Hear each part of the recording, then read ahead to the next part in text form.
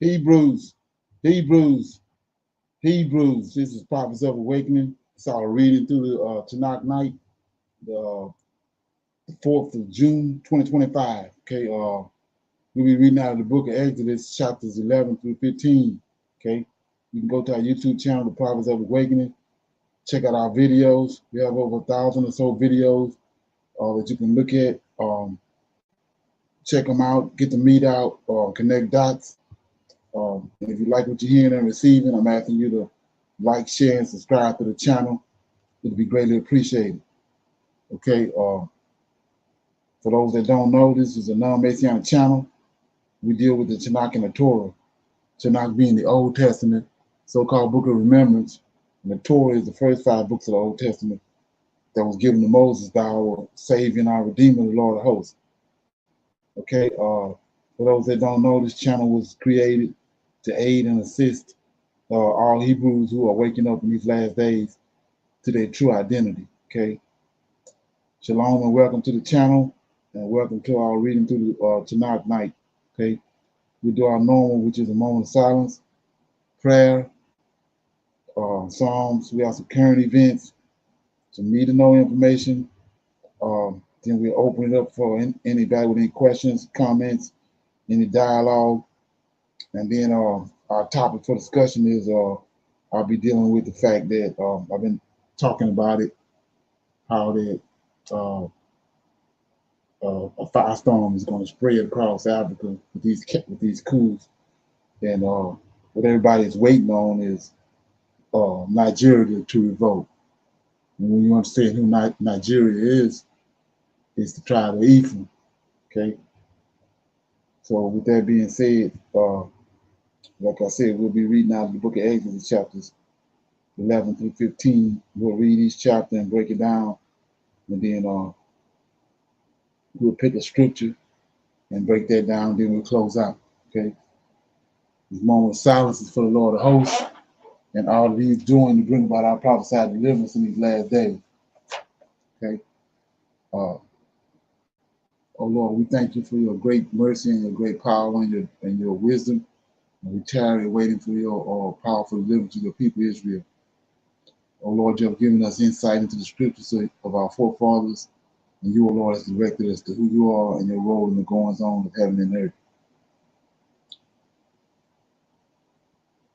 Oh Lord, you spoke through your prophet Isaiah, and you said that you would help Abraham's seed, that you have scattered. You have completed that promise as of this day. And you said, oh Lord, that you would remove the darkness from around us. Tarry not, oh Lord, the latter days are here. We are waiting and watching for you. Peace be unto you. Okay. With that being said, reading Psalms. Okay.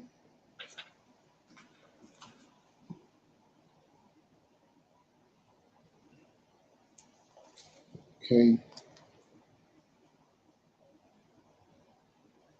I'll read Psalm 76. It's the victorious God. It's a song of Asaph. This is Asaph, the David lead musician in the temple at the time when David was alive and ruling.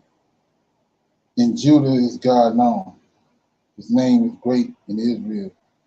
In Salem also, in his tabernacle and his dwelling place in Zion. There break he the arrows of the bow, the shield, the sword, and the battle. Selah, thou art not glorious and excellent. Thou art more glorious and excellent than the mountains of prey. They are stout-hearted or spoiled. They are slept. They are sleep. And none of the men of might have found their hands. At thy rebuke, O God of Jacob, both the chariot and the horse are cast into the deep sleep. Even thou art to be feared, and who may stand in thy sight when once thou art angry? Thou didst cause judgment to be heard from heaven. The earth feared and was still. When God arose to judgment, to save all the meat of the earth, Selah. Surely the wrath of man shall praise thee. The remainder of the wrath shall thou restrain. Bow and pray unto the Lord your God, and let all be around bring presence unto him, that all be feared. He shall cut off the spirit of princes, and he terrible to the kings of the earth. Okay, that was Psalms 76. It's a victorious God. Anybody have any comments on that? Yeah, two things I wanted to shine light on was, like I said, JC, the character JC, he was developed out of the Tanak, but mainly out of things that went on with David and what was the information that was being revealed in the Psalms. So here go one of them, and when the little baby Jesus was born, so they say, then he had these kings, 3 kings that came and they brought him presents and all that, right? So look at verse, this would go over somebody else's head, but right here, verse 11 says, vow and pay unto the Lord your God. Let all that be round about him bring presents. See that? Bring presents unto him that ought to be feared. So when you look at this and what they done in the New Testament, you got this little bitty infant, don't know left from right, but everybody bringing them presents. And right here, from the understanding right here, they bringing the presents because they're referencing the Lord and letting him know that they fear him and they reference him. So they bringing the presents to him. But they got you bringing presents to the little bitty infant in the manger. But like I said, this is what they got it from. Anyway, notice that also in that same verse, you got any trouble going on with you now, or anybody in your family, whatever, he tells us right here in verse 11, vow and pay unto the Lord. So make your vow and then stand by the vow. That's all our forefathers did, the righteous ones. And like David said, he never, when they cried, he heard them. Any comments, questions? Okay, everybody good? So with that being said, we'll go to our current events. The busiest in the U.S. is seeing significantly less cargo and containers this month. May overall has been a pretty light month, bookended by these 2 videos right here should be a wake-up call. very low first week in volume, down more than 30%, as you mentioned.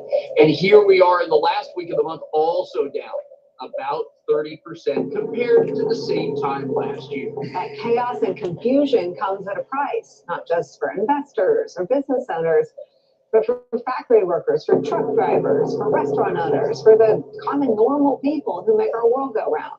Dock workers on occasional ships have been down as much as 40%. Less cargo means fewer jobs. Truckers hauling fewer containers across the Southern California gateway. And realistically, that's going to hit home. If you're getting less hours on the job and you go to the market, the prices are higher, you get hit twice. Our ports are emptying all across the country. The U.S. economy is in big trouble. Imports are collapsing by record amounts. Trade is grinding to a halt. Import data, manufacturing indicators, GDP growth figures have all turned negative. America is doing very poorly right now. We're going to show you the real numbers, and I'm afraid the picture is not pretty. It seems like the American economy is giving up. And that's because we're losing this trade war with ourselves. After all the big talk about America first and bringing manufacturing back, our economy is willing to crash instead. Okay. He's coming in the driveway. Okay. The US just announced that GDP contracted by 0.3% in the first quarter. And the reason behind America's economic surrender is simple. The US economy is crashing, and it's crashing fast. In fact, things have gotten so bad that professional forecasters announced they're slashing growth projections for the entire year. So you guys tell me, do you know of any economy in the world that can survive when imports collapse by 19.8% in a single month? I don't think so. The data is becoming so bad that even Goldman Sachs had to admit there's a 35% chance of recession. American technocrats understand that we can use underlying data to see through optimistic headlines about so-called soft landings and resilient consumers. We're seeing massive evidence that suggests claims of economic strength can't be true. The US economy is actually contracting. We saw that from the GDP data for quarter one. We also saw it in import numbers for April, which clearly showed trade activity in complete freefall. Well, first of all, there are factory closures happening across America.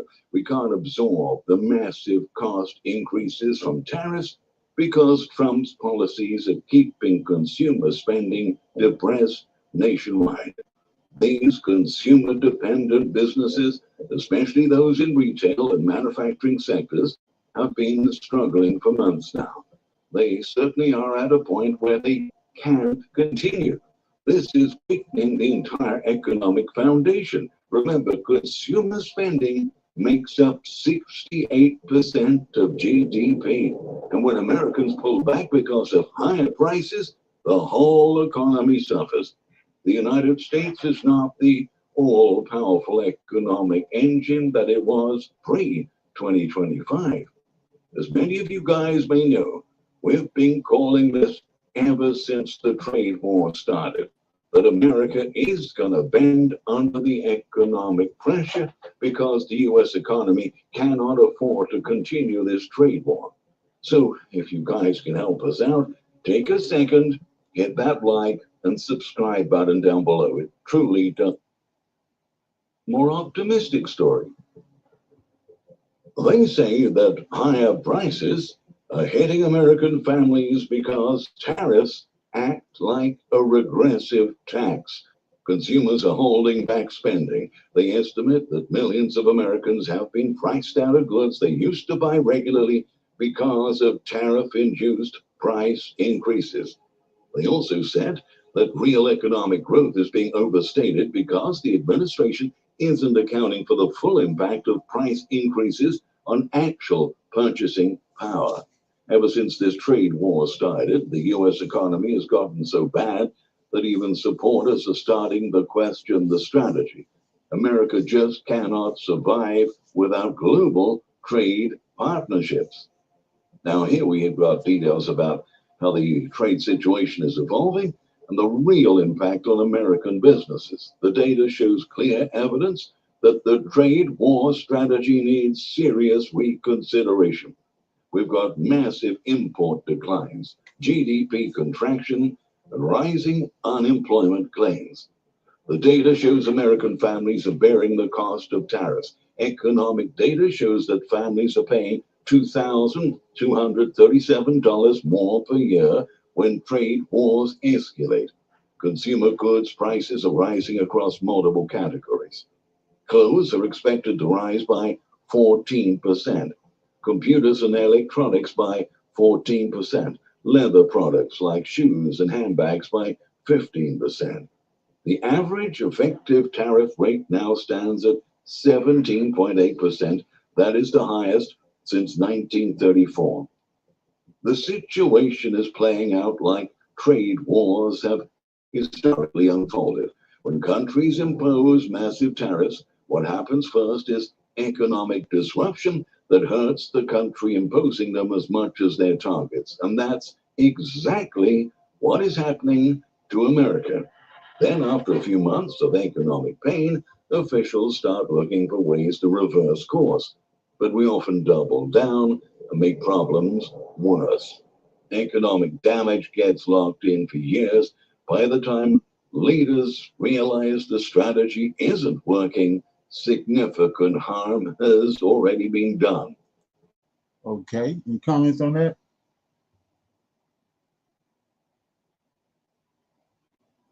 Okay, here go part two.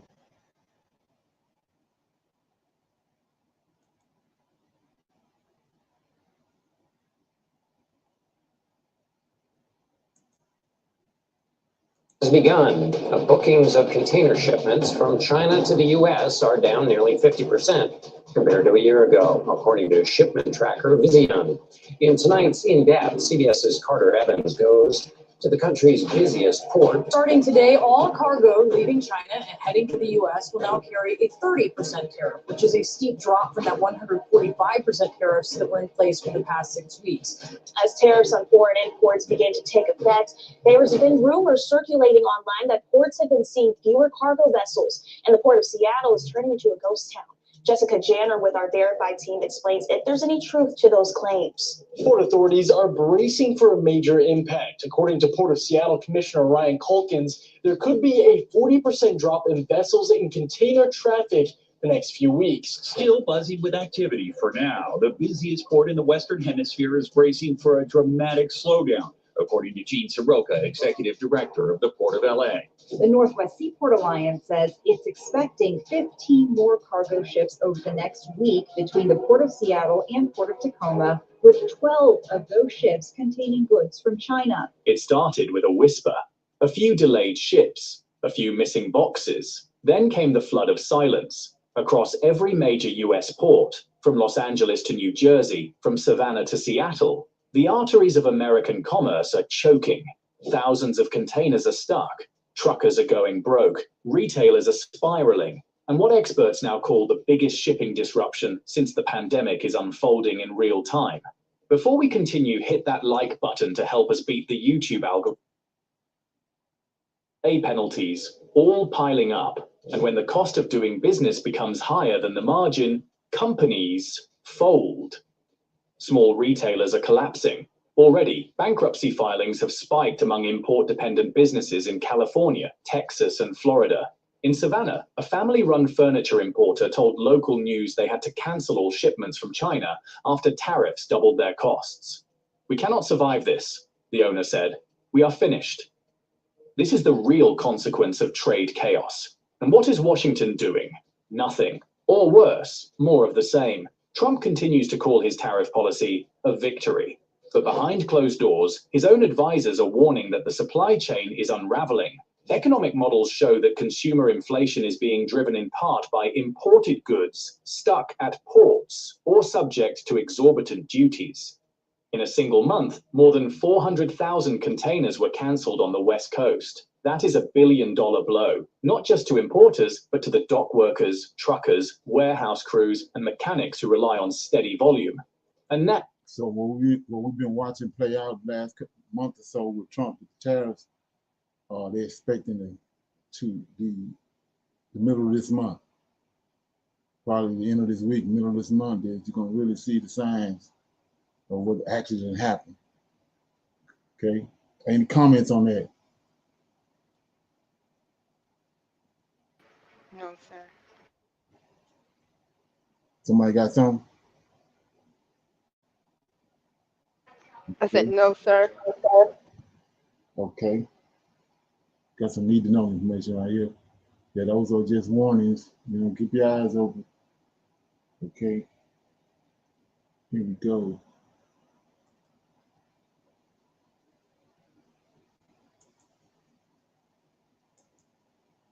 Orders are Tom Homan. Tom, let's get your first reaction, your first public comments on this issue out in Colorado. You know, me and you've been talking about this for years, Sean. I mean, I worked for the network just before I came back to the second Trump administration. And I've said over and over again, you know, what scares me about the southern border, the sex trafficking, right? It's sky high. The Americans dying from fentanyl. The people, you know, all the drugs coming across, all the sex trafficking, all the smuggling. And I said what concerned me the most was they created the biggest national security vulnerability this country's ever seen. Not only did 2 million known gotaways, 2 million people cross the border, we don't know who they are, where they came from, we don't know where they are now. On top of that, even through the legal process, the Biden administration was bringing people unvetted, handing out work visas like they're candy, while they sat here and planned something bad. We are going to be dealing with this for the next 10 years because of the chaos they created in 4 years. We're out there kicking butt. We're arresting a lot of criminal aliens. We're out there looking for the bad guy. And when we're out there doing that, Sean, we got protesters assaulting ICE officers. You got members of Congress all over the country going to ICE facilities, raising hell, saying this is their oversight responsibility. Where was their oversight responsibility when 10.5 million illegal aliens came across the border? Where's the oversight responsibility on releasing over 8 million illegal aliens to this country? Where's the oversight responsibility then? This is an attack on ICE. This is an attack on the Trump administration. We're trying to fix the damage done by Biden. You're doing a great job. And this was the most preventable national security threat, I would argue, in history. I have annoyingly asked you the question over and over again. When you have known terrorists and murderers and rapists and cartel members and gang members in the country, and you have them, 12 million, 15 million, 20 million, nobody knows the actual number. And what did we learn from 9/11/01? They were at war with us. We were not at war with them, the 9/11 Commission report. They're plotting, planning, and scheming. This is a terror attack. I'm worried about the big terror attack. And of course, my prayers, my thoughts, my sympathies go out to the victims here. But do you not agree that if we don't find these people soon, that we are at risk of a 9/11 or worse? It's coming. I mean, why did 2 million illegal aliens pay more to get away? They could have paid half of what they paid, cross the border, turn yourself into a border agent, get released that same day, get a free airline ticket to the city of their choice, get a free hotel room, get 3 meals a day, plus free medical care and work authorization. 2 million people paid more to get away. They didn't want to be vetted. They didn't want to be fingerprinted. Why? It scares the hell out of me. I've been doing this for 40 years. It should have scared the hell out of every American, what the Biden administration did. This 2 million known gotaways scares the hell out of me. So I'm convinced something's coming unless we can find them. They came from over 200 countries. We don't know how many. We know there are terrorists here. I mean, you've taken on Mission Impossible, as great a job as you're doing, but to find every single one of them, I don't know how you do it. Hey, Sean Hannity here. Okay. Any comments on that? Shalom. That's the first time I've heard how if they coming over, they could go and turn themselves in. I don't know what that meant. And get a plane ticket to whatever city they want to go to, and get hotel and get free, get food. That right there, if that was really the, the issue, they wouldn't have people sitting at the borders.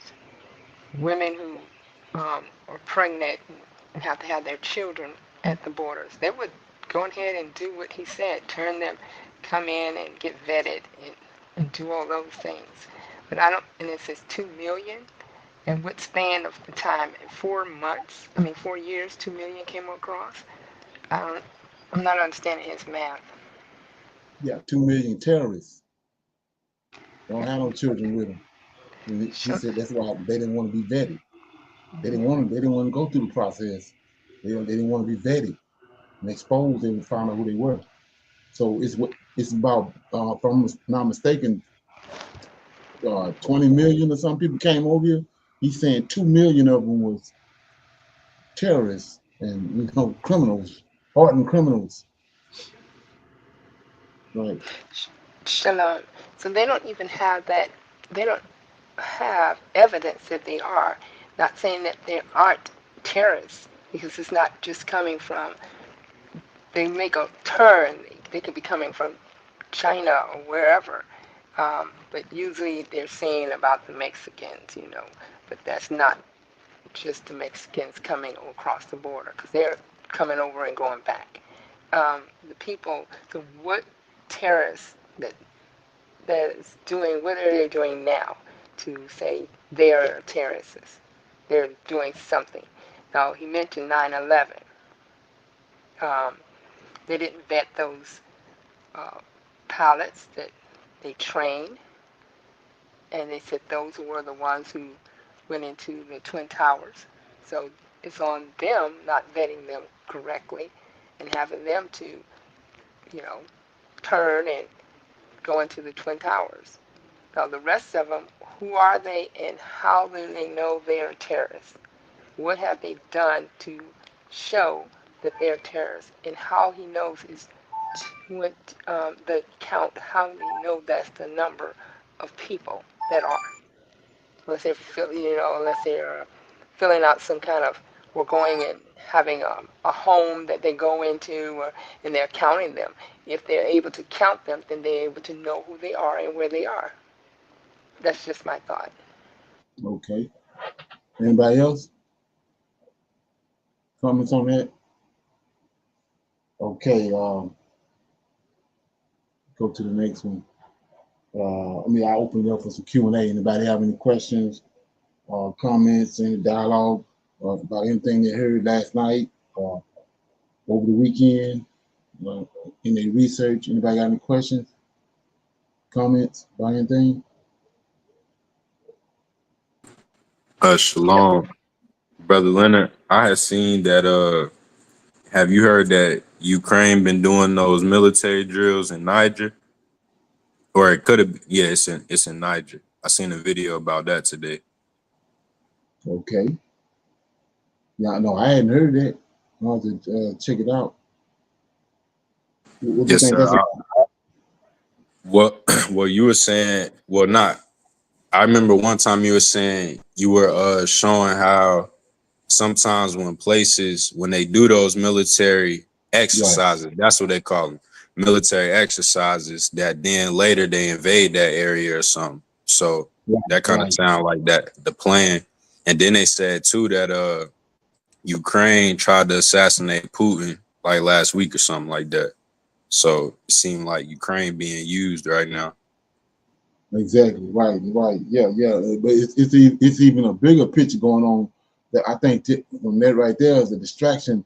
I think it's the guy Langley. They got that big exercise going on right now as we speak. African lion. It's like 200 and something countries involved in it. It's in Africa. So that's where I think what the focus need to be at. They just had one that finished. I can't think of the name of that one, but I know the one that just started up is called African Lion. Ain't that something?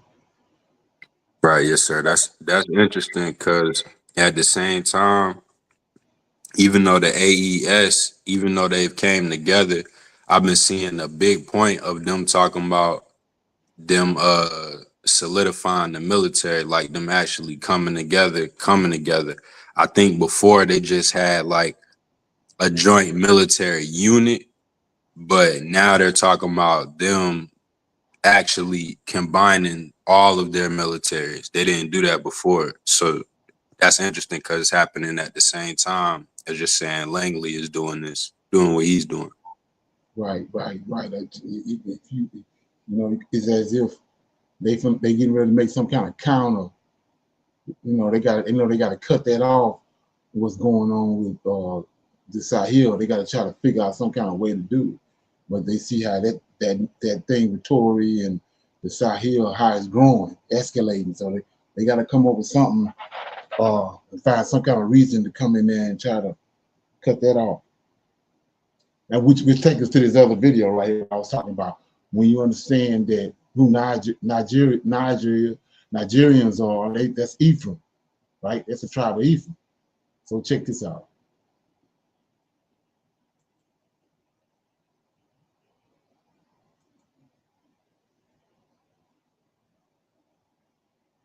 So a lot of countries that are voting are those smaller countries because they weren't really expecting them to do anything, but those are the ones that really been abused.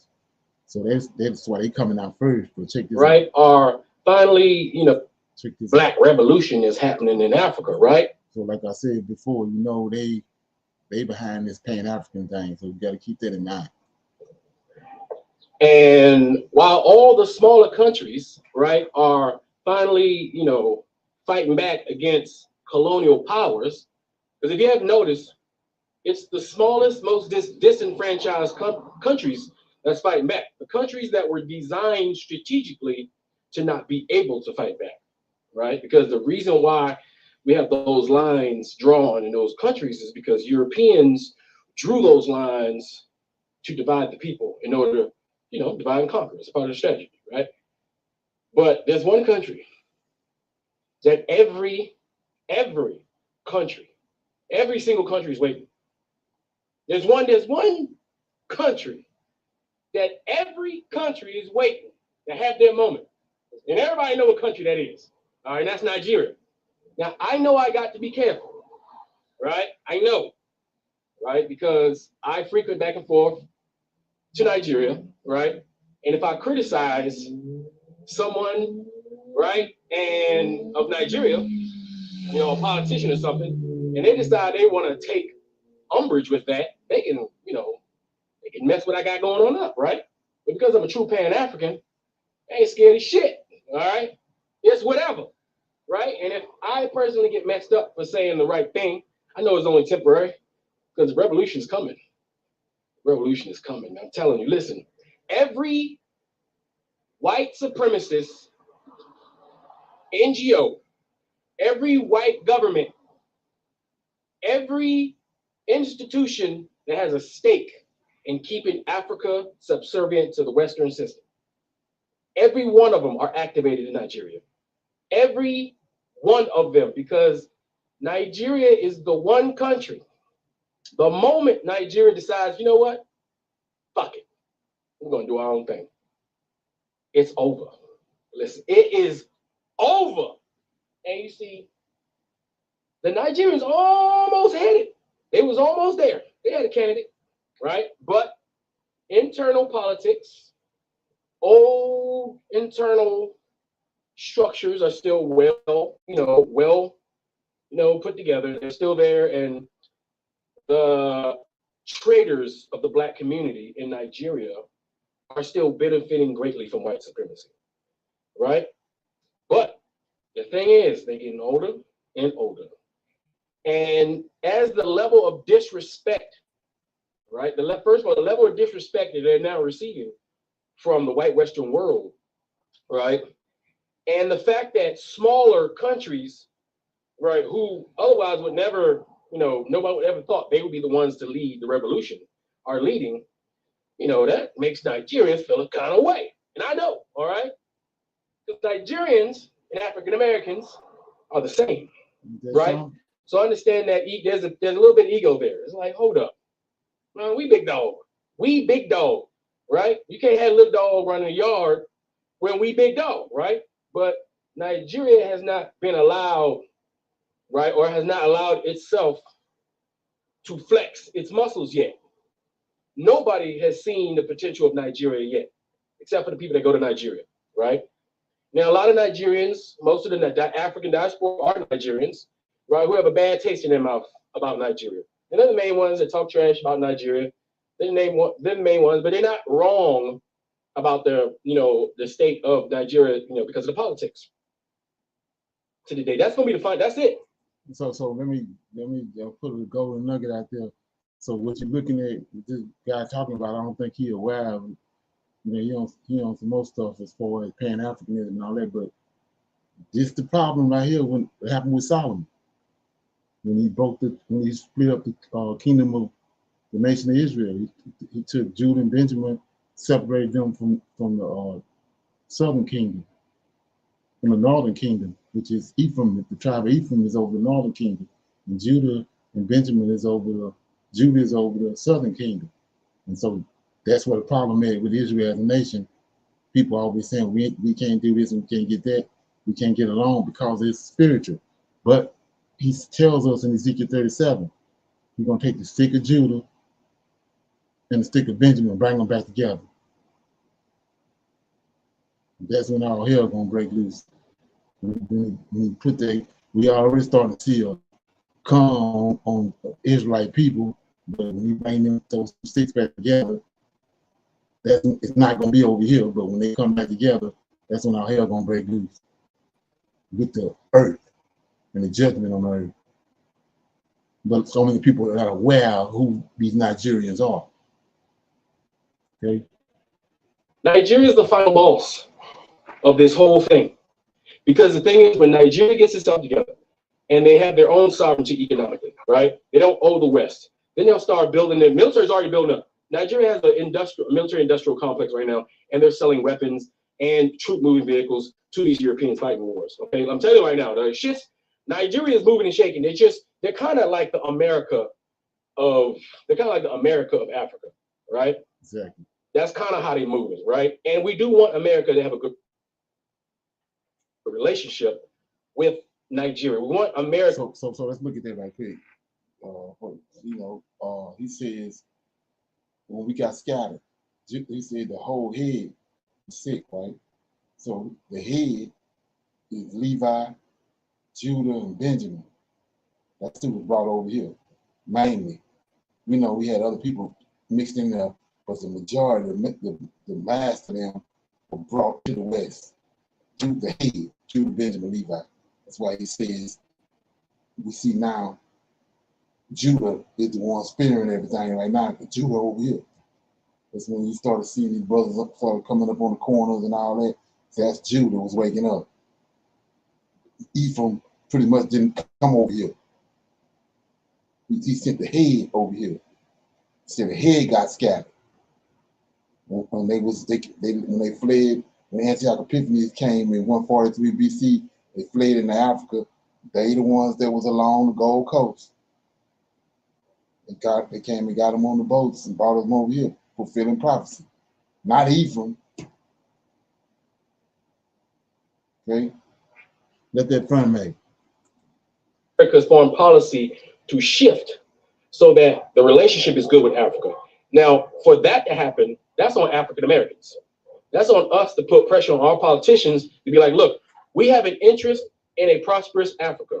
And if you have an interest in your African American, your Black citizens, and you want to have a good cohesive relationship, it behooves you to have a good relationship with the continent of Africa. Because we are invested in it. The same way them white folks invest in Israel and they let them do a whole genocide for some goddamn historical religious loyalty that is clearly breaking right now because they don't give a fuck about that shit. Them white folks like, man, fuck Israel, all those terrorists down. That's how they roll, right? Okay. Anybody got any comments on that? Okay. I think this should go along with the situation too. A lot of people ain't, they not, they ain't thinking like a Hebrew, but check this out. It's kind of, it happens, I think, every so often, but it's still significant to me. Anyway, check it out.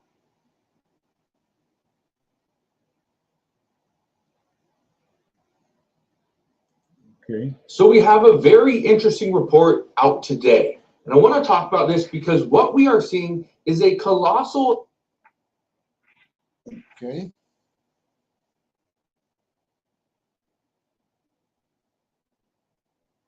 dust storm that is making its way from the Sahara Desert. It's currently crossing the Caribbean, and now it's making its way towards the United States, which we, according to reports, will be hit with sometime towards the later part of this week. Now, I want to break this down. I want to explain what's going on. This is something. Remember what I just said. It's the same time that this tariff thing with the ships supposed to come to a head later on this week. So they got right here 2,000-mile long dust cloud coming from the Sahara Desert. Something that we normally see, but again, this is important to note why this is happening. So I'll break all this down in just a moment, explain what is going on and why millions of people in the southern and eastern part of the United States will really see a lot of this dust up in the air. So I'll break this down in just a moment, explain what is going on and how this will impact all of us. But first, these pants are the. So we talk about for a minute. get right down to it. Let's read this. It says a colossal cloud of Sahara dust is smothering the Caribbean en route to the U.S. Okay, is this something we should be concerned with? Well, this is something that happens a few times a year. Okay, I want to read this to you. It says right here, a massive cloud of dust from the Sahara Desert blanketed most of the Caribbean on Monday in the biggest event of its kind this year as it heads towards the United States. It says the cloud extended some 2,000 miles from Jamaica to well past Barbados in the Eastern Caribbean, and some 750 miles from the Turks and Caicos Islands in the Northern Caribbean down south to Trinidad and Tobago. Okay, why is this important? Well, here's what you need to know. The hazy skies unleashed sneezing, coughs, and watery eyes across the Caribbean, with local forecasters warning that those with allergies, asthma, and other conditions should remain indoors or wear face masks if outdoors. Now, for those in Florida, in the south, kind of the southern, part of the East Coast, you've seen this before. It's nothing new, but for others, it could be a little bit different. Okay, so if you have allergies, you have a cough, you sneeze, right? Anything like that, you may want to wear a mask or just stay inside for this time. Now, these are the states where it's going to hit. Okay, let me read this to you. It says the plume is expected to hit Florida, Louisiana, Alabama, Mississippi late this weekend into the weekend. South. Keep in mind that this dust cloud could also shift. If we see winds, it will shift. Now, I want to play you this clip. This clip is from a news channel like 4 days ago, 5 days ago, something like that.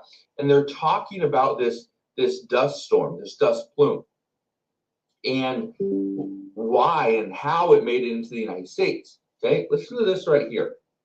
Because again, it's going to give you a very good idea of what this summer is going to look like as far as hurricanes and stuff like that. It's more of a symptom of how quiet things are across the tropics that allows the Saharan dust to make it all the way across the Atlantic. If we had low pressure systems out there, if we didn't have strong zonal flow, if we had a lot of moisture instead of dry, gusty wind, then we wouldn't be able to see the Saharan dust making it here. And so people love Saharan dust because it does, in general, coincide with very quiet conditions in the tropics. Right there. Okay, we'll listen a little bit more of this in a second, but when you see the Saharan dust, this means that the conditions in the tropics are very tame. Okay, this means our hurricane season may be a little bit calmer. We're not going to have massive hurricanes. That's good news. So again, the bad news is you may see the dust. The good news is your house will likely still be there because we're going to see calmer conditions. So that's pretty good news. Okay. Any comments on that? What you think? Okay. Shalom, everyone. Brother Leonard, I think that it's already here. I know that two people that my sister works with, they have been sick, they said, for weeks. Like almost like a cold, like, stuffiness, hard to breathe, a little bit of cough. And one lady said that she had been to the doctor 3 times and the medications that they have prescribed her is not working at all. Okay, ain't that something? So yeah, so we know with this new, CV that's rolling around too, you know what I'm saying? So we can expect a whole lot more of this type of news. Yeah, exactly. I don't know if anybody aware of it too. I was watching a video where this guy was saying about the chemtrails. They finna really start pouring that on the people too. Okay. So with that being said, anybody else got anything on that? Appreciate that information. Okay. Like I said, we'll be reading out of Exodus chapters 11 through 15. We're going to read each chapter and then we'll break it down. Then we'll pick a scripture out of Tanak and then we'll read it and break it down, close out. So we go to Exodus chapter 11 and we start reading. You want to read chapter 11 on Egypt? Yes, sir. Shalom, everyone. Exodus chapter 11. And the Lord said unto Moses, Yet will I bring one plague more upon Pharaoh and upon Egypt. Afterwards he will let you go hence. When he shall let you go, you shall surely he shall surely thrust you out hence altogether. Speak now in the ears of the people, and let every man borrow of his neighbor, and every woman of her neighbor, jewels of silver and jewels of gold. And the Lord gave the people favor in the sight of the Egyptians. Moreover, the man Moses was very great in the land of Egypt, in the sight of Pharaoh's servants, and in the sight of the people.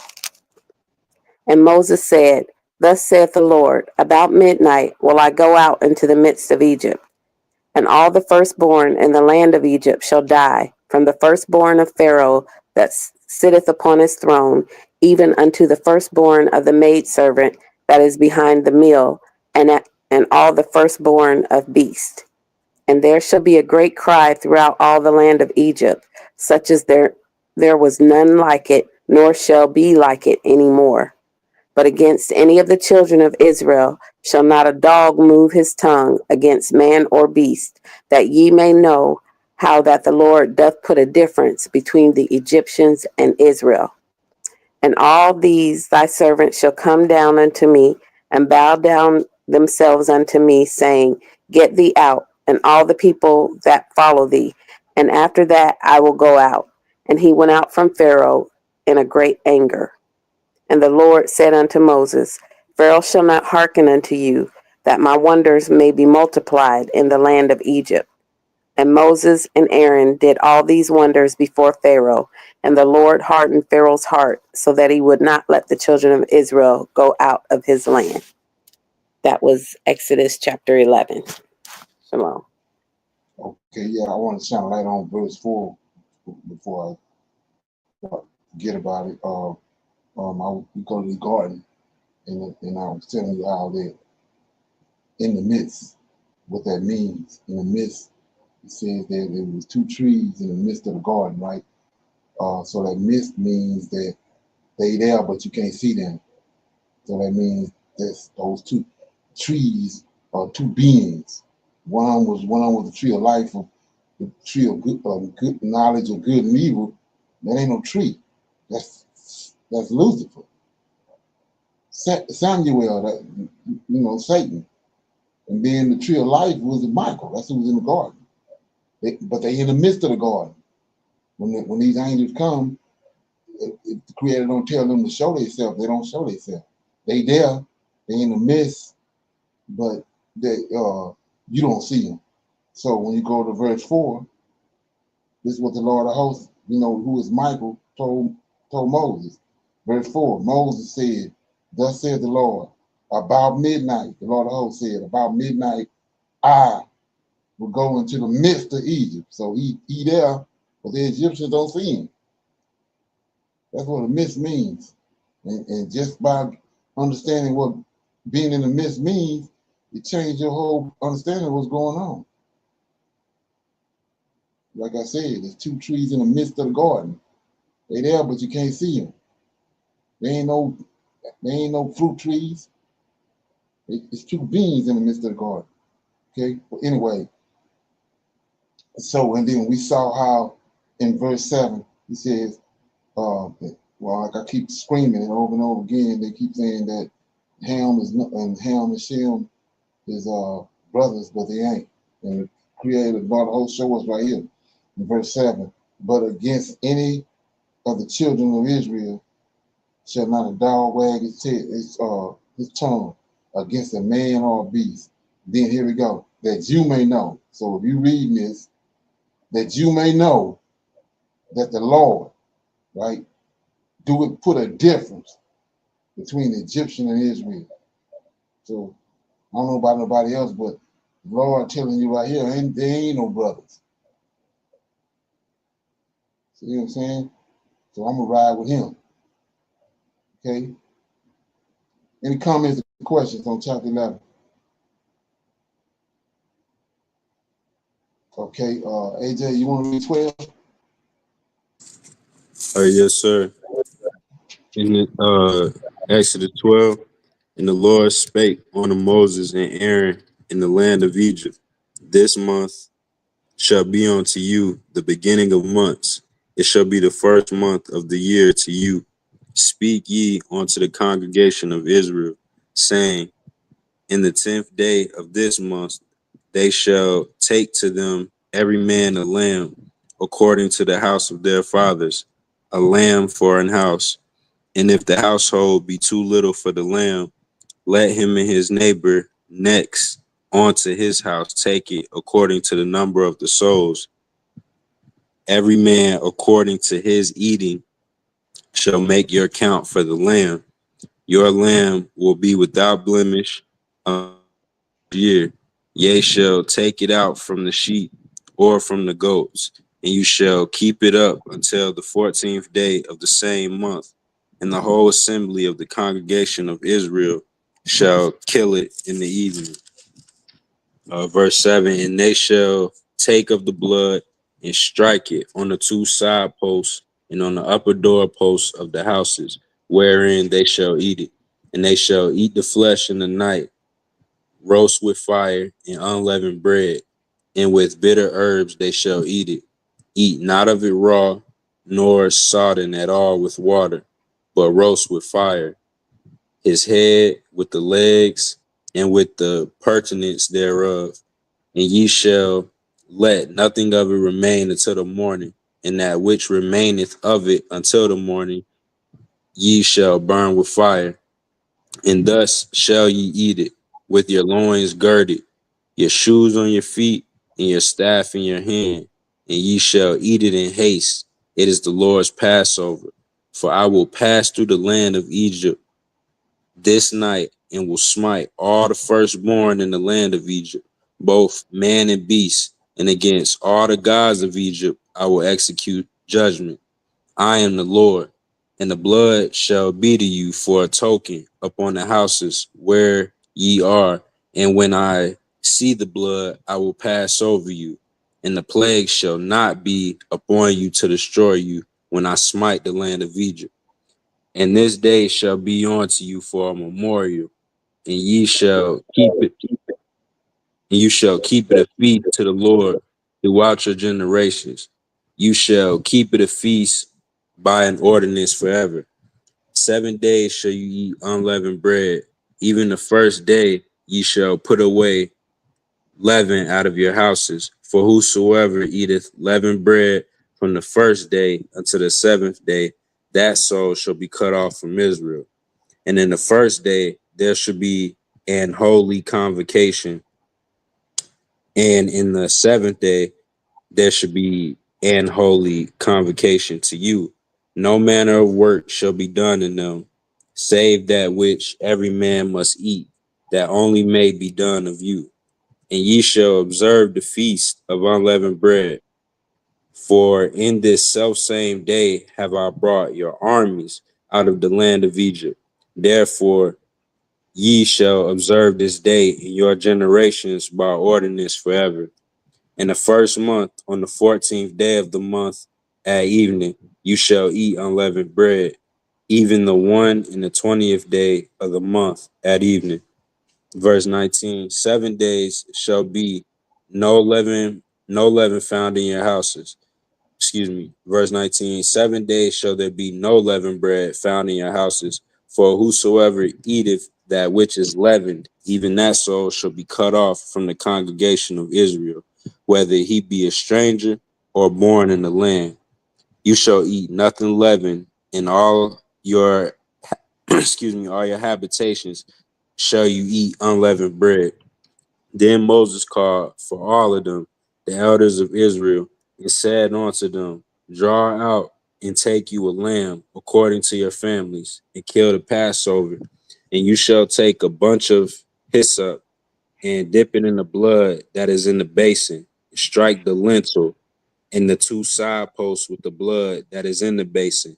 And none of you shall go out at the door of his house until the morning. For the Lord will pass through to smite the Egyptians. And when he seeth the blood upon the lintel and on the two side posts, the Lord will pass over the door and will not suffer the destroyer to come into your house and smite you. And you shall observe this thing for an ordinance to thee and your sons forever. And it shall come to pass when ye be come to the land which the Lord will give you, according as he hath promised, that ye shall keep this service. And it shall come to pass when your children shall say unto you, what mean ye by this service? That ye shall say, it is the sacrifice of the Lord's Passover, who passed over the houses of the children of Israel in Egypt, when he smote the Egyptians and delivered our houses. And the people bowed down their head and worshiped. And the children of Israel went away and did as the Lord had commanded Moses and Aaron, so did they. And it came to pass, that at midnight the Lord smote all the firstborn in the land of Egypt, from the firstborn of Pharaoh that sat on his throne unto the firstborn of the captive that was in the dungeon, and all the firstborn of cattle. And Pharaoh rose up in the night, he and all his servants and all the Egyptians, and there was a great cry in Egypt, for there was not a house where there was not one dead. Verse 31, and he called for Moses and Aaron by night and said, rise up and get you forth from among my people, both ye and the children of Israel, and go serve the Lord as ye have said. Also take your flocks and your herds, as ye have said, and be gone, and bless me also. And the Egyptians were urging upon the people that they might send them out of the land in haste, for they said, we be all dead men. And the people took their dough before it was leavened, their kneading troughs being bound up in their clothes upon their shoulders. And the children of Israel did according to the word of Moses, and they borrowed of the Egyptians jewels of silver and jewels of gold and raiment. And the Lord gave the people favor in the sight of the Egyptians, so that they lent unto them such things as they required, and they spoiled the Egyptians. And the children of Israel journeyed from Ramesses to Succoth, about 600,000 on foot that were men, beside children. And a mixed multitude went up also with them, and flocks and herds, even very much cattle. And they baked unleavened cakes of the dough which they brought forth out of Egypt, for it was not leavened, because they were thrust out of Egypt and could not carry, neither had they prepared for themselves any victuals. Now the sojourning of the children of Israel who dwelt in Egypt was 430 years. And it came to pass at the end of the 430 years, even the selfsame day it came to pass, that all the host of the Lord went out from the land of Egypt. It is a night to be much observed unto the Lord for bringing them out from the land of Egypt. This is that night of the Lord to be observed of all the children of Israel in their generations. And the Lord said unto Moses and Aaron, this is the ordinance of the Passover. There shall no stranger eat thereof, but every man's servant that is bought for money, when thou hast circumcised him, then shall he eat thereof. Verse 45, a foreigner and a hired servant shall not eat thereof. In one house shall it be eaten. Thou shalt not carry forth aught of the flesh abroad out of the house, neither shall you break a bone thereof. All of the congregation of Israel shall keep it. And when the stranger shall sojourn with thee, and will keep the Passover to the Lord, let all his males be circumcised, and then let him come near and keep it, and he shall be as one that is born in the land. For no uncircumcised person shall eat thereof. One law shall be to him that is homeborn, and unto the stranger that sojourneth among you. Thus did all the children of Israel, as the Lord commanded Moses and Aaron, so did they. And it came to pass the selfsame day that the Lord did bring the children of Israel out of the land of Egypt by their armies. Shalom. That's Exodus chapter 12. Okay, you got anything on that? Brother Leonard, go ahead, sir. Okay, yeah. So I had a few things, man. I wrote it down. First off, like I said, every opportunity I get, I'm chopping JC head off. Okay, so that's how we're gonna start out with this chapter 12. It says, "The Lord spake unto Moses and Aaron in the land of Egypt, saying, This month shall be unto you at the beginning of the month, and it shall be the first of the month of the year for you. Speak unto the congregation of Israel, saying, In the 10th month of this in this month they shall take to them every man a lamb." See that? It's the lamb. A lamb. Talk about a lamb. Right? To go back to be specific, go back to Genesis when we was reading how the Most High created some animals on the 6th day, right? Then he came back and then he formed some animals, which are the domestic animals, the ones that the Israelites dealing with. The lamb, the oxen, and all them animals that farm animals that seem like they have more sense than the wild animals. So that's who the Israelites connected to. So this ain't no human. So, but we're gonna see how significant this lamb is. And, well, before I do that, the Israelites had a culture that the angels had been passed down to them by the angels, by the Lord of hosts. And then the Egyptians had a culture, right? The Egyptians worshiped the sun. They personified the sun, right? So when the European came, the Gentiles came on the scene, because they so backwards, they took the sun out of the sky and made an actual man out of it. That's who the Christ was. Before they got hold to our records, they had the Christ, the Christos, which was Horus. That's who Horus is. Horus was a personification of the sun. So when the Egyptians came, the Europeans came, they didn't understand all that. So they took made an actual man out of it. Well, we see they did the same thing with the lamb in our culture. They took the lamb and made a man out of it. Same thing with, I'm gonna show you what I'm talking about in a minute. So they came, they took us the sun, the Egyptian religion. They took the sun out of the sky and made a man out of it. That's where you get the Black Madonna and child at. Then they came with our religion, with our culture, and they took the lamb and made a man out of it. Okay, so let me show you what I'm talking about. So verse 4, verse 3, "Speak unto the congregation of Israel, saying, In the 10th month of this month they shall take to them every man a lamb." This lamb ain't no man. He ain't no man. It's a lamb. Like I said, and I showed you how far he go back. So let's look at how important this lamb is according to the house of their fathers. A lamb for a house. A lamb for a house. Let that thinking like a Hebrew, right? Verse 4. "If the household be too little for the lamb," right?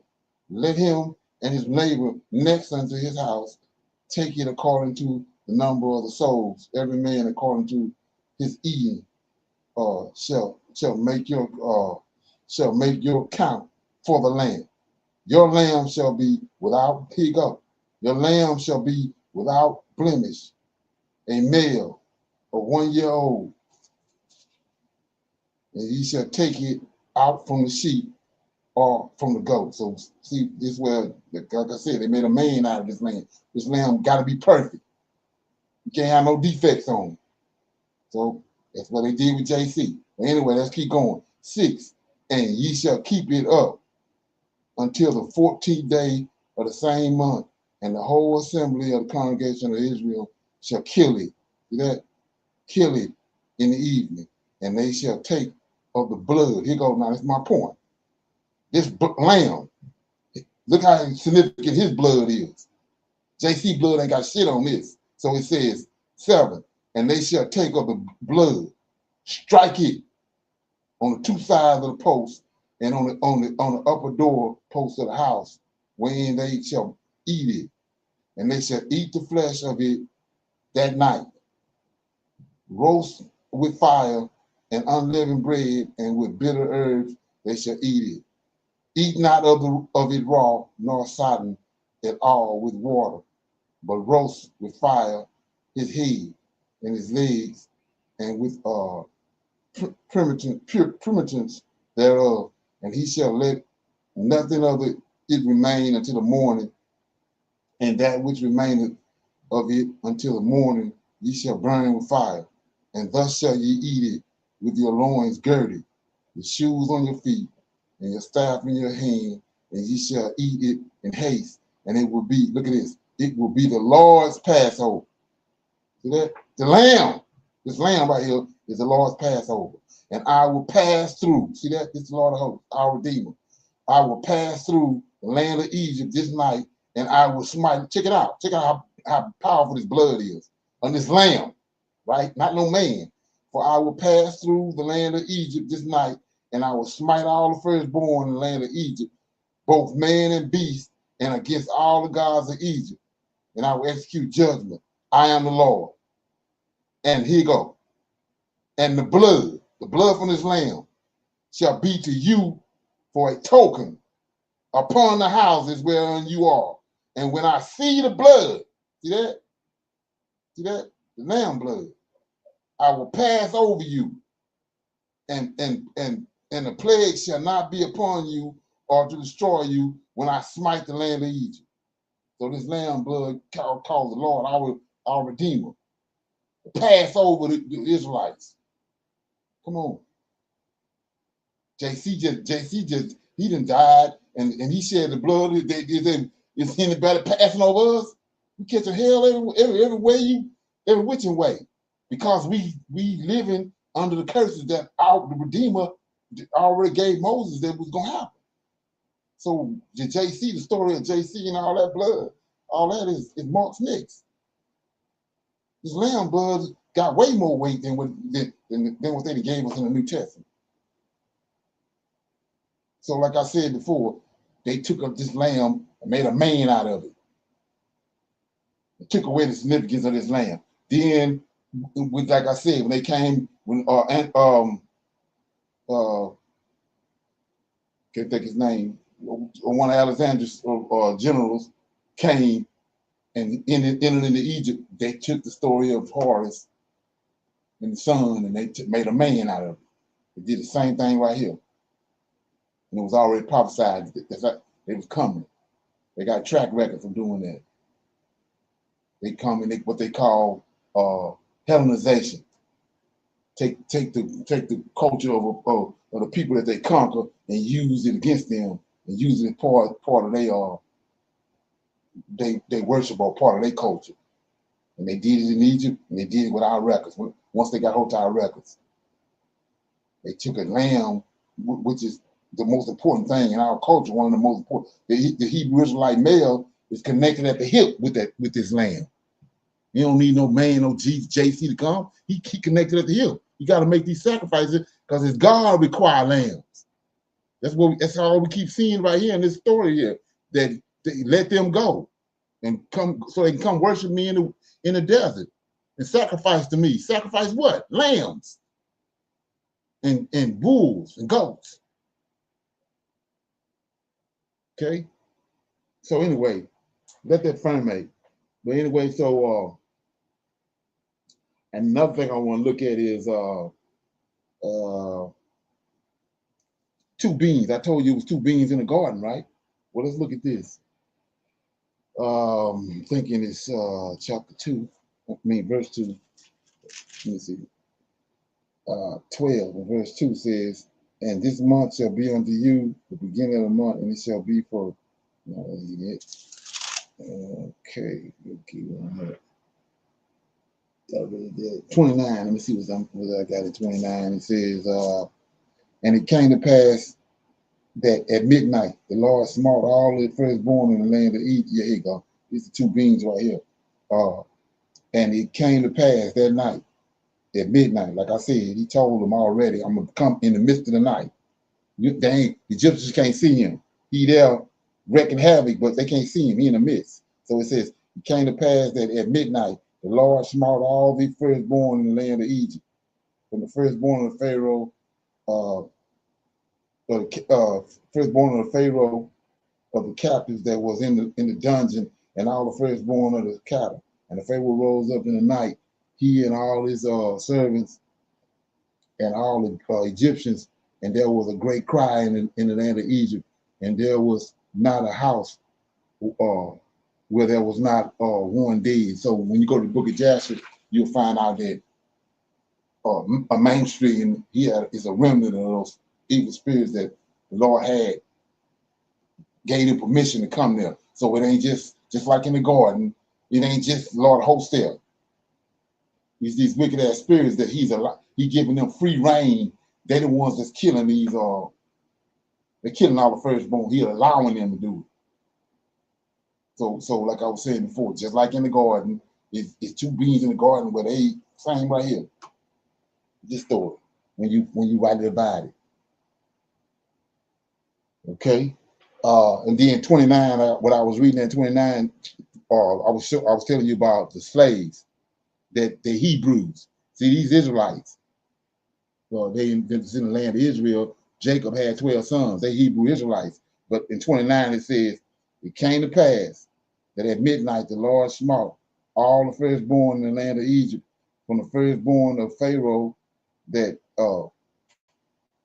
sat on this. I mean, this Ham descendants, the 6th-day man, the man that he created on the 6th day. It says, and it came to pass that at midnight the Lord smote all the firstborn in the land of Egypt, from the firstborn of the Pharaoh that sat on his throne unto the firstborn of the captives that were in the dungeon. See, the captives.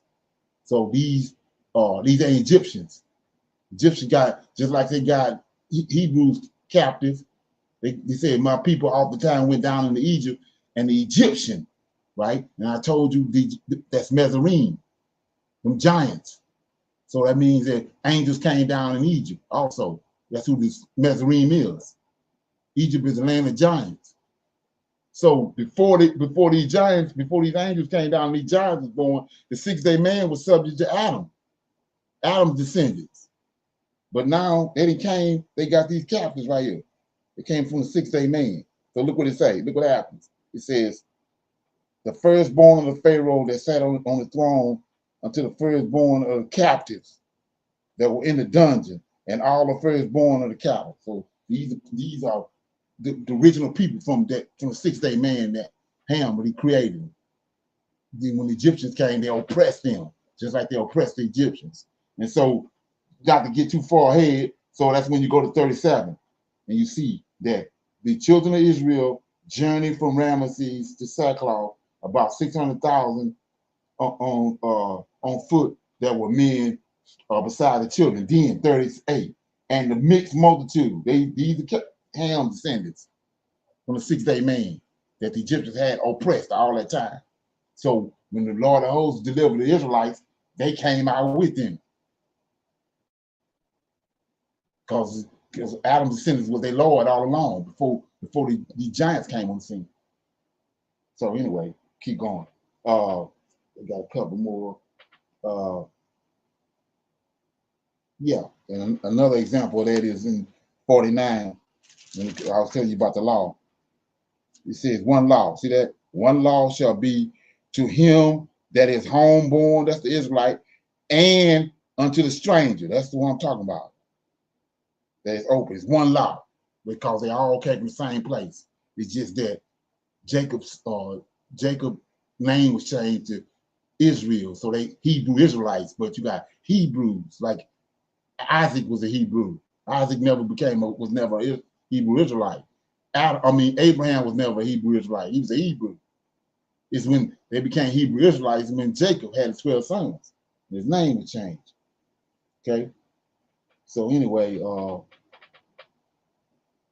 and then 36, let me give you 36 and then I'll move on. 36 says, and the Lord gave the people favor in the night, right, of the Egyptians, and so that they lent unto them such things as they required, and they spoiled the Egyptians. So that's what he told Abraham when he's talking to Abraham in Genesis 15, that's what he's going to do.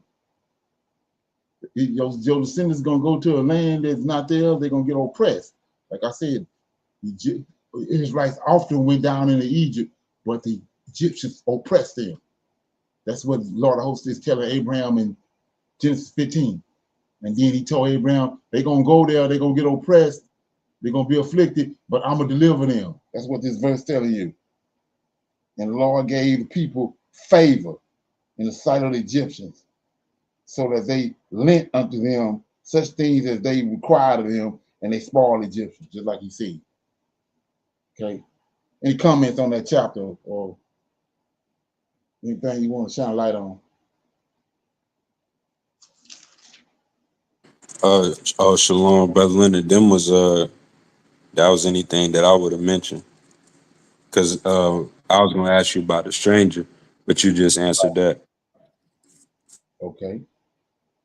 Yeah, so yeah, and that, like I was saying, there's so much stuff that these people are hoodwinked us on that we're not thinking correctly when you read it to rightly divide it and to understand, to really get to understand what's really going on, because they done covered it over with JC. And JC ain't hitting no shit. Because he, like I said, they created him from just like they did with Horus. With Serapis. They looked up and saw what the Egyptians was doing. They personified the sun. They came because they so ignorant, they made a man out of it and put him made him a man on the earth. Same with here. They turned the lamb to a man. Okay? And then when you come along and read it, after 18 years of brainwashing, you read it, and then you tell you that that's prophecy. It was foretold that the lamb was coming. So everything you see happen to JC, you see it happen to this lamb over here. No, that ain't how it works. Okay. So with that being said, we're gonna go to chapter 13 of Exodus. I read it. It says, and the Lord spake unto Moses, saying, sanctify unto me all the firstborn, whosoever openeth the womb among the children of Israel, both of man and beast, it is mine. And Moses said unto the people, remember this day in which ye came out from Egypt, out of the house of bondage, for by strength of the hand of the Lord brought you out from this place. There shall no leavened bread be eaten. So what you have to understand, what will simplify this, if you discombobulate it, right here, this is the Lord right here that's talking to Moses, the same Lord that was talking to Abraham. So that's what simplifies it. Verse 3 he says, Moses said unto the people, remember this day in which he came out of Egypt, out of the house of bondage. For by the strength of the hand of the Lord, I brought you out from the place. There shall no leavened bread be eaten. He told Moses, Abraham that. You have to understand that. What he doing with Moses, he told us Abraham. He said, this day he came out in the month of Abib, and it shall be when the Lord shall bring thee into the land of the Canaanites. That's what he told Moses. Let's look at it right quick. Okay, so he says in verse 5, it shall be when the Lord shall bring thee into the land of the Canaanites. See that? Now watch this. Go to Genesis 15 right quick. Okay, Genesis 15.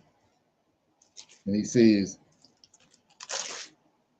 the prophecy, the so-called prophecy of the 400 years in America, right? Verse 12. And when the sun was going down, a deep sleep fell upon Abraham, and lo, a horror of great darkness fell upon him. And he said unto Abraham, see that? It's the same person talking to Moses, talking to Abraham. And he said unto Abraham, know of a surety that thy seed shall be a stranger in a land that is not theirs, shall serve them, and they shall afflict them 400 years. That's Egypt. And also, check it out, that nation whom they shall serve will I judge. And afterwards, see this? Afterwards, like I just read, afterwards they shall come out with great substance. That's what we just saw him. He doing what he told Abraham. Then 15, and thou shalt go to thy fathers, Abraham, you're going to go to your fathers in peace. You're going to die, and thou shalt be buried at a good old age. Now here we go.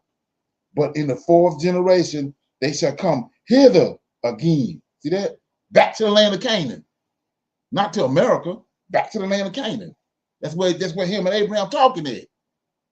In the land of Canaan. He brought Abraham out of the Chaldeans to the land of Canaan.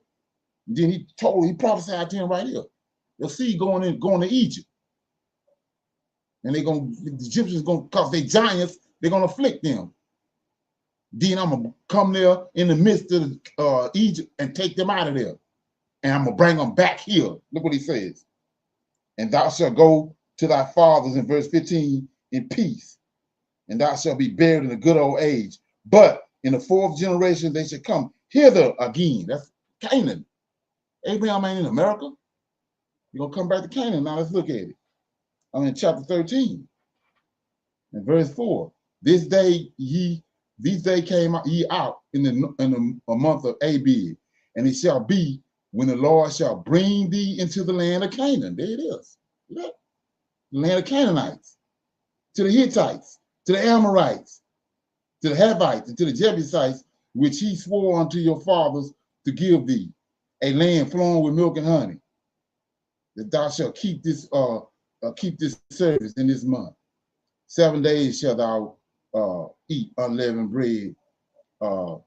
In the seventh day shall be a feast of the Lord. Unleavened bread shall be eaten 7 days, and there shall no leavened bread be seen with thee, neither shall there be leaven seen with thee in all thy quarters. And thou shalt show thy son in that day, saying, this is done because of that which the Lord did unto me when I came forth out of Egypt. So let's read that again. And thou shalt show thy son. This was passed on. It's supposed to be a perpetual thing passed on to each generation. The men telling their sons, right? So check it out. Remember what the lamb is. Ain't no damn man that got sacrificed in Egypt.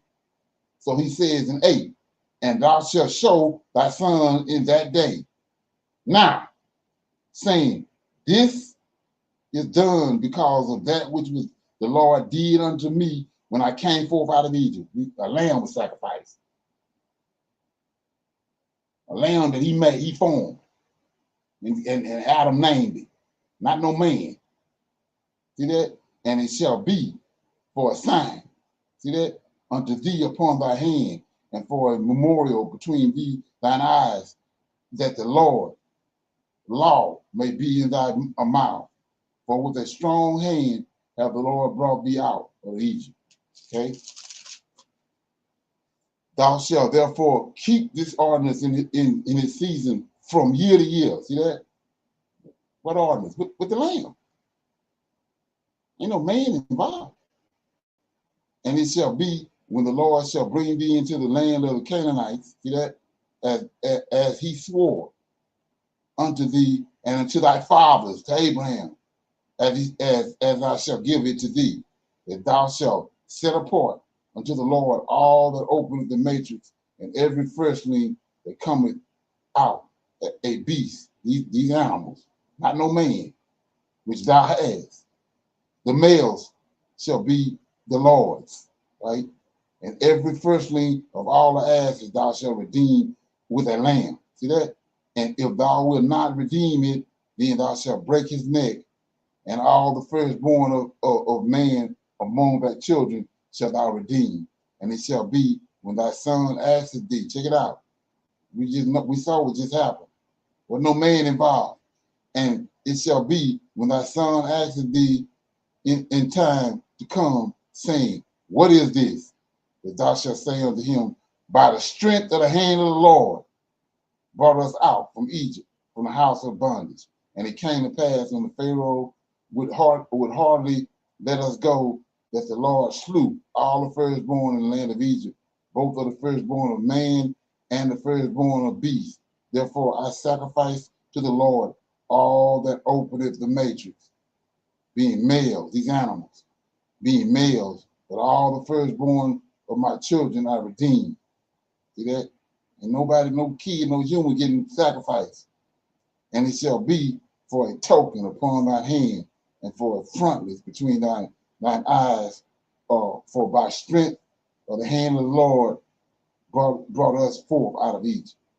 And it came to pass when the Pharaoh had let the people go, that God led them not through the way of the land of the Philistines, although that was near, for God said, lest peradventure the people repent when they see war and they return to Egypt. But God led the people about through the way of the wilderness of the Red Sea, and the children of Israel went up hornets out of the land of Egypt. And Moses took the bones of Joseph with him, for he had straightly sworn the children of Israel, saying, Go, God will surely visit you, and ye shall carry up my bones away hence or with you. And they took their journey from Sukkot, and they camped in Etham in the edge of the wilderness. And the Lord went before them by day in a pillar of a cloud to lead them by the way, and by night in a pillar of fire to give them light to go by day and by night. And he took not away the pillar of the cloud by day, nor the pillar of fire by night from before the people. So that was verse Egypt. That was Exodus chapter 13. Any comments? Anything ring a bell? Anybody? Okay, everybody good? Yes, sir. Okay, chapter 14 says, And the Lord spake unto Moses, saying, Speak unto the children of Israel that they turn and encamp before Pi-Hahiroth between which of these words, Megiddo and the sea, over against Baal Zephon, before it shall ye encamp by the sea. For Pharaoh will say of the children of Israel, they are entangled in the land, the wilderness have shut them in, and I will harden the Pharaoh's heart, that he shall follow after them, and I will be honored upon the Pharaoh and upon all of his hosts, that the Egyptians may know that I am the Lord. And they did so. And it was told the king of Egypt that the people fled, and the heart of the Pharaoh and of his servants were turned against the people. And they said, Why have we done this, that we have let Israel go from serving us? And he made ready his chariots, and he took his people with him, and he took 600 chosen chariots and all the chariots of Egypt, and captains over every one of them. And the Lord hardened the heart of the Pharaoh, king of Egypt, and he pursued after the children of Israel. And the children of Israel went out with a high hand, but the Egyptians pursued after them all the horses and the chariots of the Pharaoh and his horsemen and his army, and overtook them encamped by the sea, beside Pi-Hahiroth, before Baal Zephon. And when the Pharaoh drew nigh, the children of Israel lifted up their eyes, and behold, the Egyptians marched after them, and they were sore afraid. And the children of Israel cried out unto the Lord, and they said unto Moses, Because there were no graves in Egypt, hast thou taken us away to die in the wilderness. Wherefore hast thou dealt with us to carry us forth out of Egypt?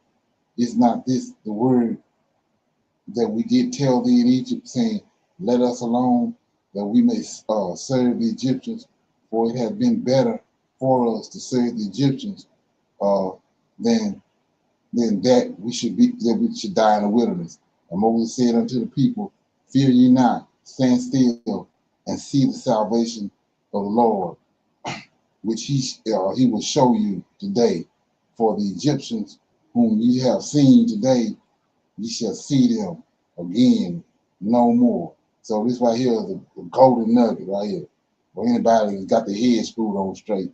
So it says, right, you're looking for a deliverer, right? Right? So this way before JC came on the scene. 13, Moses said unto the people, fear ye not, stand still, see the salvation of the Lord. So there go your Savior right here.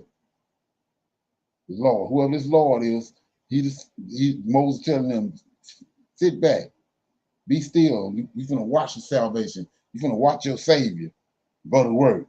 Then he says, which he will show you. See that? He's going to show you he the Savior, right? Which he will show you today. For the Egyptians whom you have seen today, you shall see them again, no more forever. The Lord shall fight for you. Here we go.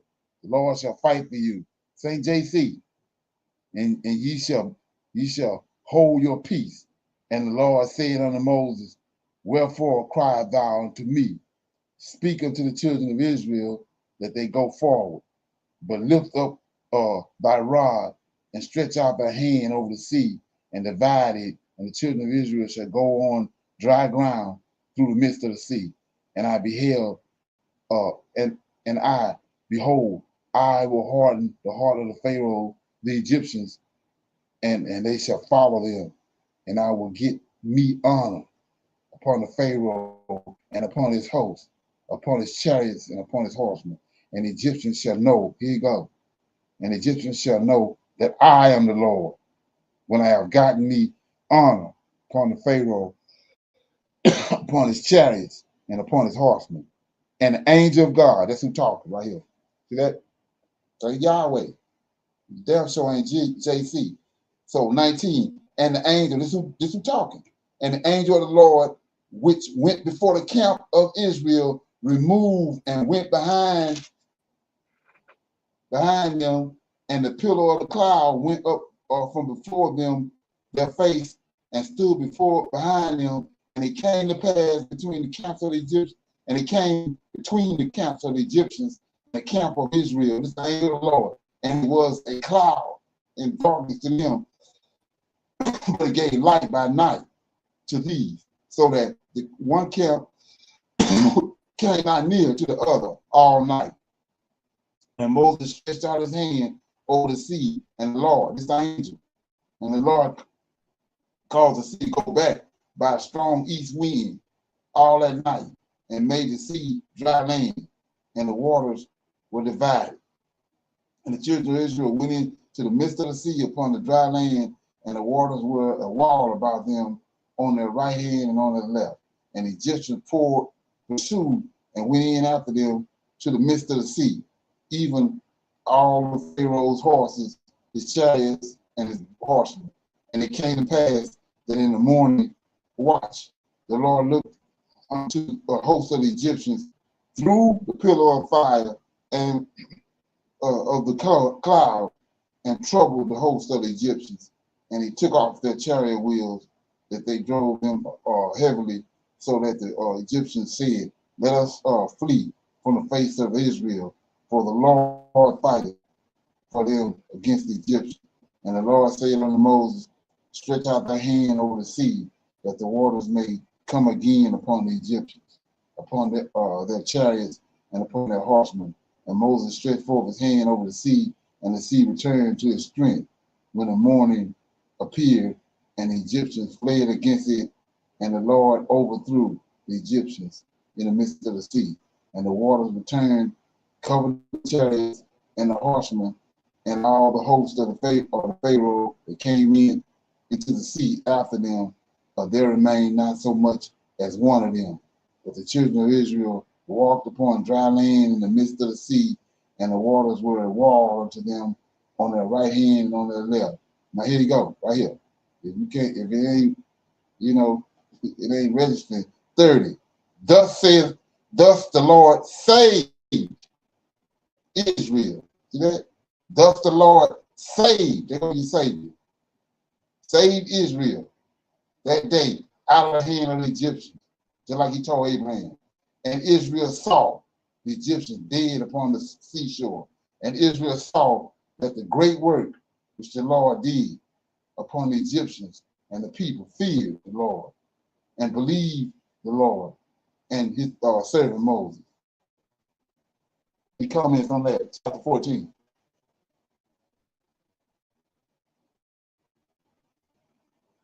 Okay, everybody good? Got one more chapter. It's the Song of Moses. Then sang Moses and the children of Israel this song unto the Lord, and spake, saying, I will sing unto the Lord, for he hath triumphed gloriously. The horse and his rider have he thrown into the sea. Now, like I said before, we just saw who done all that. The angel of the Lord, Michael, the Lord of hosts. That's who the Lord of hosts is. That's Israel's Savior. So look what they do in verse chapter 15, out the gate, verse 1. Then sung Moses and the children of Israel this song unto the Lord, not the JC. They off. Come on, they off. If they singing it to JC, he ain't nowhere around. He's not the one saved him. See that? So it says, then sang Moses and the children of Israel this song unto the Lord, and spake, saying, I will sing unto the Lord, for he hath triumphed gloriously. The horse and his rider have he thrown into the sea.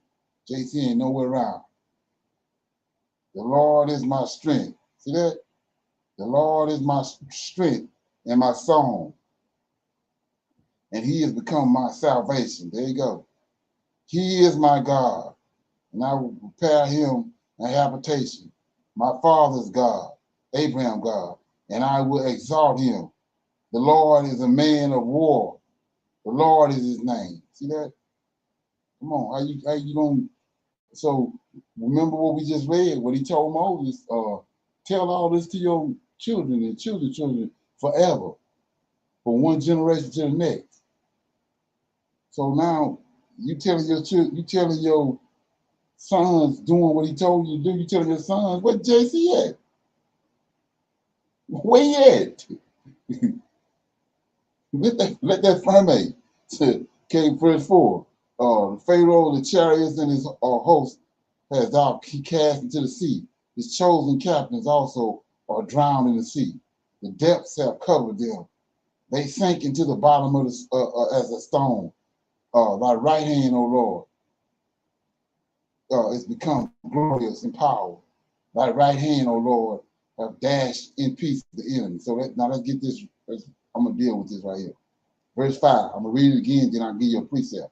It says 5. The depths have covered them. They sank into the bottom of the sea. Now here you go. 6. Thy right hand, O Lord. Right? See, we show you who this Lord is. Thy right hand, O Lord, is become glorious in power. Thy right hand, O Lord, have dashed in pieces the enemy.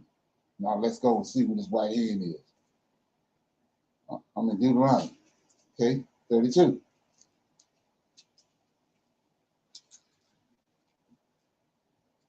Deuteronomy 32. Okay. Deuteronomy 32. I'm in verse 38, 32 and 38. 39. See now that it's the same being I told you, talking to Abraham in Genesis 15, and he's talking to Moses in Egypt. He says, see now that even I am he. There is no God with me. I kill, I make alive. Ain't no son hid in the bosom. I kill, I make alive. I wound, I heal. Neither is there any that can deliver out of my hands. See that? So we just saw the deliverer. We saw the deliverer. Ain't no other deliverer that can deliver out his hand. See that? Now watch this. For I lift up my hand to heaven. Who he lift his hands up to? Yahweh. See that? I lift up my hands to heaven and I say, I live forever. If I, with my glistening sword, ain't number one person got a glistening sword. See that? And my hand take hold of judgment. So here go the judge right here, the Savior and the judge. And I will render vengeance to my enemies, and I will reward them that hate me. So we go back over here to chapter 15 of Exodus, and he says in verse 6, thy right hand, Israelites saying, Lord, his angel, thy right hand, O Lord, is become glorious in power. Thy right hand, O Lord, have dashed in pieces the enemy. In the greatness of thy excellency, thou hast overthrown them that rose up against thee.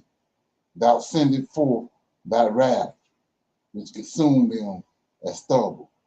And with the blast of the nostrils, the waters were gathered together. The flood stood upright and as a heap, and the depths were congealed in the hearts of the sea. The enemy said, I will pursue, and I will overtake, and I will divide the spoils. My lust shall be satisfied upon them, and I will draw my sword, and my hand shall destroy them. So I want to give you a friendly reminder. So we see right here what the Egyptians said after our Redeemer had delivered them out of Egypt, but they came back behind them and said, we're going to, look what they say.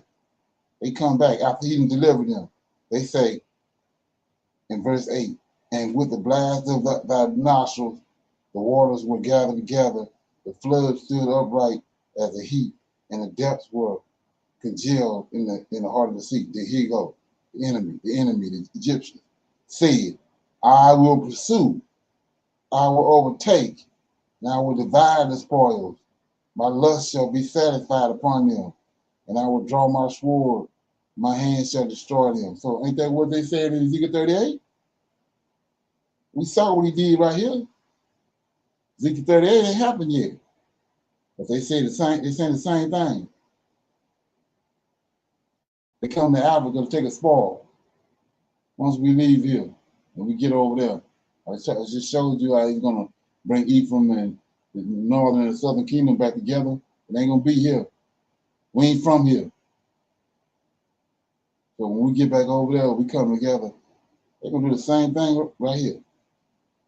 What they doing in Ezekiel 38 says, the enemy said, I will pursue, I will overtake, I will divide the spoils. My lust shall be satisfied upon them, and I will draw my sword, and my hand shall destroy them. Thou didst blow with thy wind, the sea covered them, and they sank as lead into the mighty waters. Who is likened unto thee, O Lord, among the gods, lowercase, among the angels? Yeah, not Yahweh. Who is likened unto thee, O Lord, among the gods? Who is likened thee, glorious in holiness, fearful in praises, doing wonders? Thou stretchest out thy right hand, the earth swallowed them. Thou in thy mercy hast led forth the people which thou hast redeemed. See that? There go your redeemer.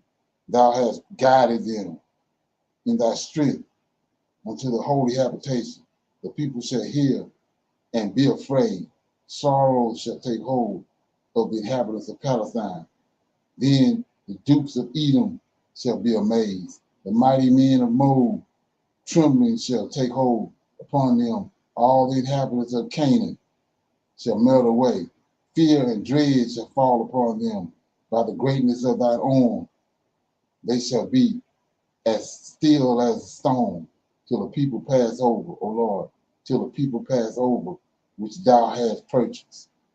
Thou shalt bring them in and plant them in the mountain of thine inheritance, in the place, O Lord, which thou hast made for thee to dwell in the sanctuary, O Lord, which thou hast established.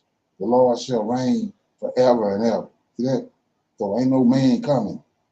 The Lord shall reign forever and ever.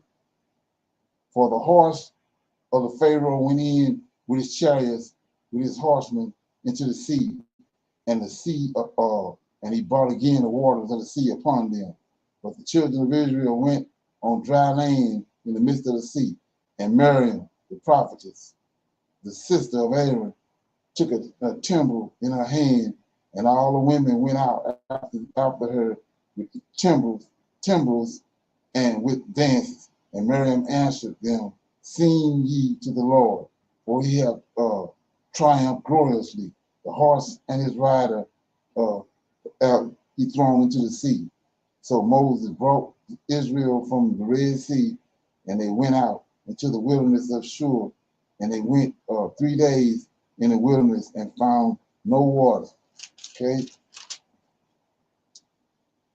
And when they came to the Moriah, they could not drink of the waters of Moriah, for they were bitter. Therefore, the name of it was called Moriah. And the people murmured against Moses, saying, what shall we drink? And they cried unto the Lord, and the Lord showed him a tree, which when he had cast it into the waters were made sweet. There he made for them a statute and an ordinance, and there he proved them, and said, if thou wilt diligently hearken to the voice of the Lord thy God, and will do that which is right in his sight, and will give ear to his commandments, and keep all his statutes, I will put none of these diseases upon thee, which I have brought upon the Egyptians, for I am the Lord that healeth thee. So let's look at how major this is. You know what I'm saying? And like I said before, you can do what you want with it. You roll off like water on a duck back. But look what he say. 25. And he cried unto the Lord, and the Lord showed him a tree, which when he had cast it into the waters were made sweet. There he made for them a statute and an ordinance, and there he proved them. So I'm showing you over and over again, day in and day out, who Israel's Savior is. So look what he says in verse 26.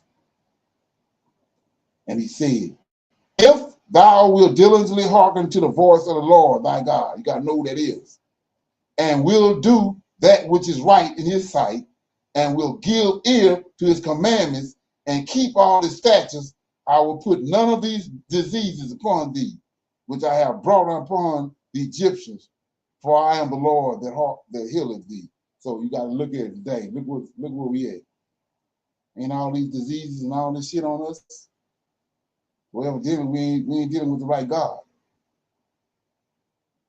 Then verse 27, and they came to Edom where 12 wells of water and 70 palm trees, and they encamped there by the waters.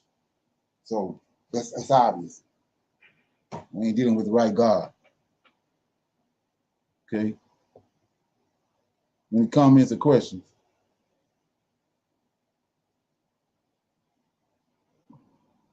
Okay, everybody good? Somebody want to pick a scripture so we can break it down before we go?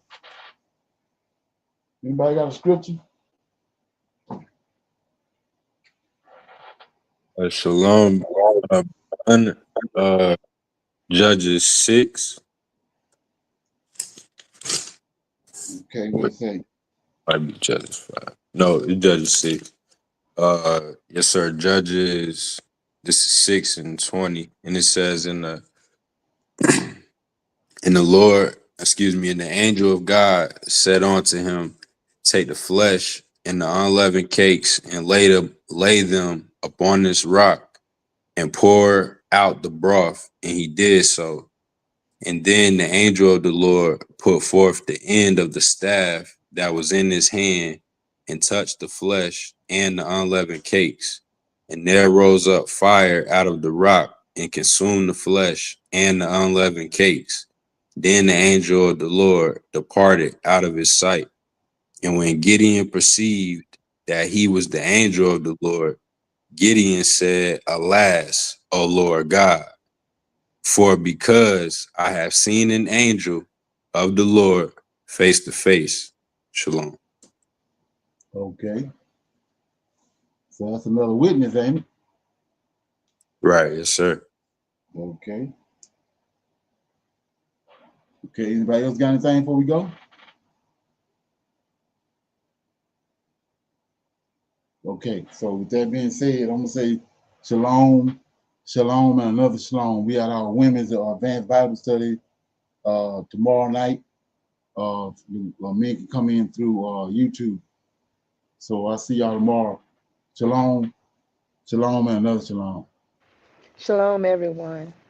Shalom. I highly recommend that you get this book and you read it because it's a must that you understand who God head is in the order that's in the Old Testament in Tanak, because it's not the same as in the New Testament.